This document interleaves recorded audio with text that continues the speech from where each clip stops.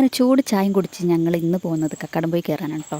കോഴിക്കോട് മലപ്പുറം ജില്ലകളിലുള്ളവർക്ക് പിന്നെ കക്കാടംപൊയിൽ പരിചിതമാണ്. ഒരു ഒഴിവോ മഴയൊക്കെ ഉണ്ടെങ്കിൽ എല്ലാവരും വരുന്നത് കക്കാടംപൊയിൽ കയറാനാണ്. അത് ദൂരെ കാണാനാണ് കുരിശുമല. അതിൻ്റെ ഓപ്പോസിറ്റിലാണ് ഇപ്പോൾ ഞങ്ങൾ കയറാൻ പോകുന്ന കുന്ന്. കോഴിക്കോട് മലപ്പുറം ജില്ലകളുടെ ബോർഡർ ആയിട്ടാണ് കേട്ടോ ഈ പ്ലേസ് വരുന്നത്. ഒന്നും പറയാനില്ല, വിഷ്വൽ ബ്യൂട്ടി എന്ന് പറഞ്ഞ ആ ഒരു ടൈപ്പ് സാധനം. നല്ല കോടയും മഞ്ഞും വെയിലും തണുപ്പൊക്കെ കൊണ്ട് ആസ്വദിച്ചിരിക്കാൻ പറ്റിയ ഒരു സൂപ്പർ സ്ഥലം. യാത്രകൾ ഇഷ്ടപ്പെടുന്ന യാത്രാപ്രേമികൾക്കും റൈഡേഴ്സിനൊക്കെ പറ്റിയൊരു സ്പോട്ടാണ് കേട്ടോ കക്കാടംപൊയിൽ. മൈൻഡ് ഒന്ന് റിലാക്സ് ആക്കി എല്ലാം ഒന്ന് എൻജോയ് ചെയ്യാൻ പറ്റിയൊരു സൂപ്പർ സ്പോട്ട്. അതുകൊണ്ട് തന്നെ ഫാമിലി ആയിട്ടും കപ്പിൾസായിട്ടും ഫ്രണ്ട്സായിട്ടും ഇവിടേക്ക് എത്തിച്ചേരുന്നത് ഒരുപാട് പേരാണ് കേട്ടോ.